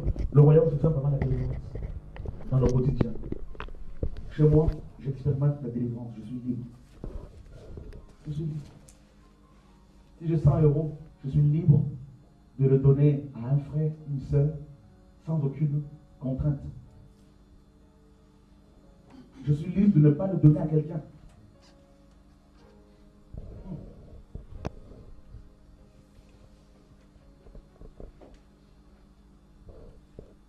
Je ne parle pas le langage des gens de ce monde. Je n'aime pas les choses que les gens de ce monde aiment. Même si on dit non, tu es vieillot, tu as vieilli, tu es en décalage avec ton temps, tout ça, c'est pas grave. Mais je sais ce que je veux. Je suis étranger, voyageur, pèlerin, citoyen des cieux. Je n'ai pas besoin, quand je vais prêcher quelque part, de démontrer que j'ai l'onction, que j'ai les dons spirituels. Non. Je fais ce que Dieu me dit de faire. C'est ça le royaume. Je suis soumis à sa parole. Je prêche dans une assemblée.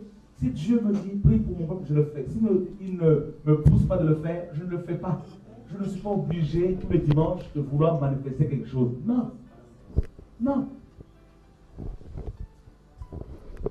On ne va pas faire rouler les chrétiens par terre pour dire non, on a l'onction. C'est pas ça le royaume.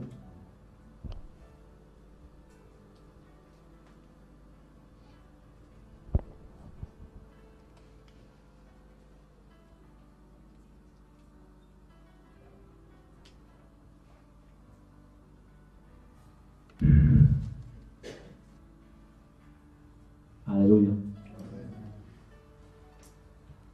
Quand Jésus va revenir avant de finir, vous savez, beaucoup de chrétiens vont pleurer. Pourquoi?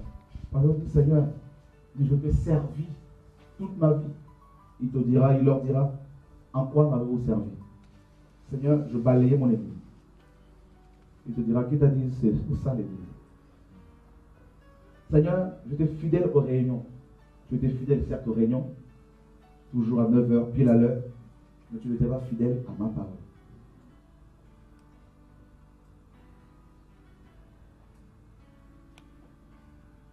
Seigneur, mais j'étais là, je prêchais.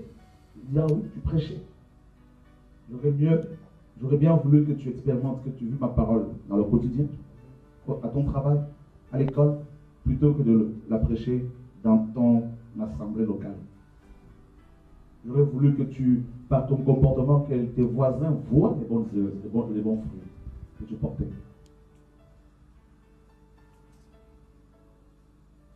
Oh, quelle surprise.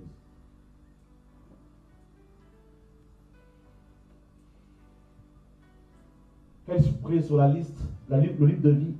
À la place où il devait y avoir des noms des gens, il va y avoir un vide, un blanc.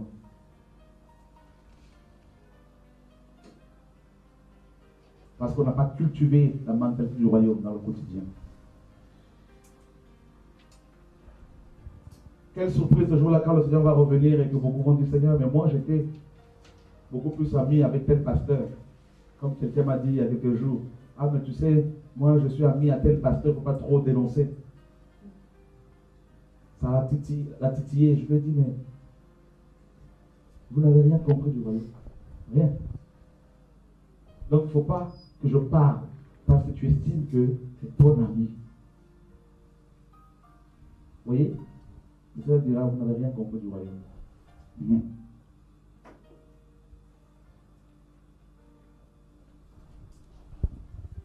Les gens qui ont vécu le royaume, Hébreux 11 nous le dit, le monde n'était pas digne d'eux. Quand Dieu les suscitait, les gens les détestaient tellement parce que le monde n'était pas digne d'eux. Vous avez vu comment on a détesté Paul? Vous avez vu comment on a détesté Kakou Severin? Quand Kakou Severin commençait à vouloir amasser des biens matériels, Dieu l'a enlevé. J'ai vu le couple qui soutenait son ministère. Ils sont même venus chez moi à la maison. Mais il fallait voir le péché dans ce couple. Dieu l'a enlevé. Il voulait à tout prix avoir un véhicule décapotable, Mercedes. Et c'est dans ça qu'il est mort.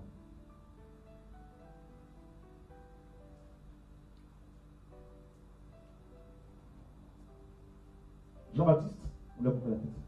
Paul, il est mort sous Néron. Pierre, on l'a crucifié tout en bas. Tous, ils se sont dispersés. Étienne, on l'a lapidé. C'est écrit dans la Bible. Malheur à vous. Si les gens disent du bien de vous, c'est écrit. Malheur à vous.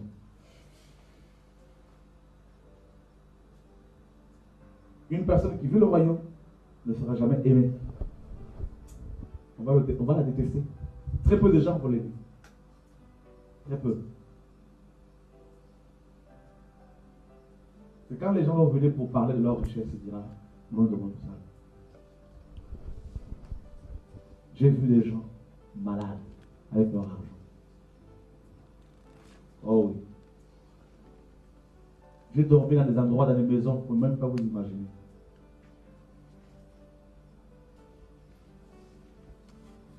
Au Brésil, on était dans une villa, vous ne pouvez même pas vous dire, même les murs, on avait mis du cuir tout blanc, cousu à la main, piscine. Mes amis, non. En parlant avec les gens, tu vois, ils sont malades. La vraie richesse, Satan la connaît. Le royaume de Dieu. La justice, l'humilité, la simplicité, la crainte de Dieu, l'amour pour le Seigneur, l'amour pour les frères. Où sont ces valeurs?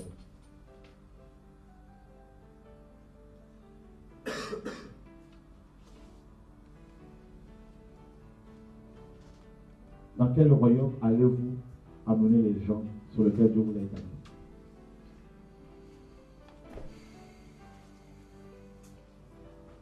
Je parlais à une personne qui me disait, non, moi je quitte le ministère de la NGC. Je lui ai dit, mais pourquoi vous dites la NGC?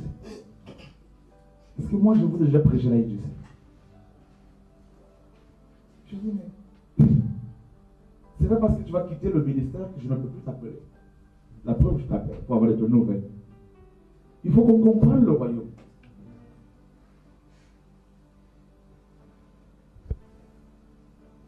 Il faut que l'on... Je ne sais pas. Y a-t-il des questions?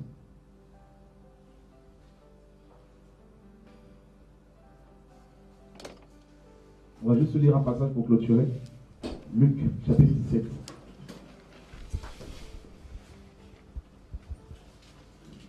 Verset 20.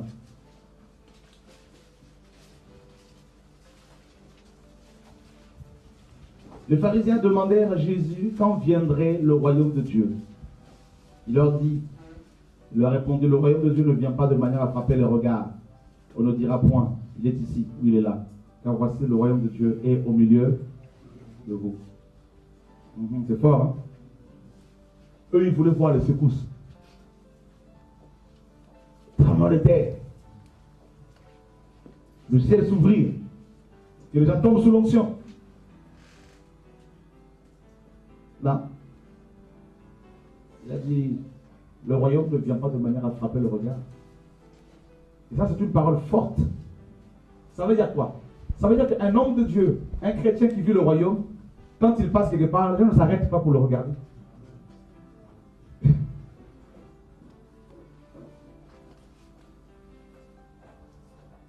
Vous comprenez? Alors, nous, comme la dernière fois, une sœur qui était venue, qui a dit, non, mais il faut que les chrétiens vivent dans l'excellence. Oh, il regarde les termes que les gens emploient. Je ne suis pas l'excellence pour toi. C'est avoir des belles choses de ce monde. C'est pas ça ce qu'elle dit.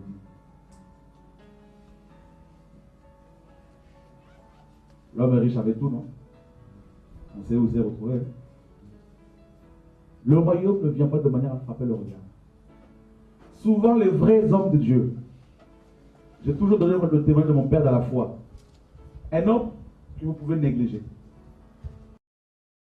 Quand je parlerai de ce mot qu'on appelle amour, et quand je chanterai des douces mélodies, je ne verrai que toi, je n'entendrai que ton sourire, je ne décrirai que toi, toi qui adoucis ma vie. Mon âme brûle, brûle d'amour pour toi. Mon âme chante, chante tes belles louanges. Mon cœur s'emballe, s'emballe devant ta face. Mon cœur s'effondre au son de ta douce voix. Oh Jésus, Jésus, mon Dieu d'amour. Oh mon doudou, pour moi tu es tout. Jésus, Jésus, mon essentiel. Mon doux soleil, tu es mon éternel. Et quand je danserai sur ces belles mélodies, je ne verrai que toi, je n'attendrai que tes bras. Et quand j'écrirai des mots sur ce papier, ça sera justifié, délivré, emballé. Mon âme brûle, brûle d'amour pour toi. Mon âme chante, chante tes belles louanges. Mon cœur s'emballe, s'emballe devant ta face. Mon cœur s'effondre au son de ta douce voix. Oh Jésus, mon Dieu d'amour. Oh mon doudou, pour moi tu es tout. Jésus, oui, mon essentiel. Oh, mon doux soleil, tu es mon éternel. Oh, Jésus, Jésus, oh, mon Dieu d'amour. Oh, mon doudou, pour moi, tu es tout. Jésus, oui, mon essentiel. Oh, mon doux soleil, tu es mon éternel. Oh, je chanterai tous les jours, je danserai tous les jours pour exalter ta gloire. Toi qui fais toute ma joie, je parlerai tous les jours et j'annoncerai tous les jours que bientôt toi et moi, on sera face à face. Oh, Jésus, Jésus, mon Dieu d'amour. Oh, mon doudou, pour moi tu es tout. Jésus, oui, mon essentiel. Tu es mon doux soleil, oh, mon éternel. Oh, oh, oh, Jésus, Jésus, oh, mon amour, tu es tout pour moi. Je dépose ma vie à tes pieds, je dépose mon âme devant ta croix. Je veux te servir tous les jours, tu es tout pour moi. Tu m'as donné la joie sur cette terre, tu m'as libéré du péché. Désormais j'avance avec toi tous les jours de ma vie. Oh Jésus, oh Jésus, Jésus. oh Jésus. Merci. Jésus.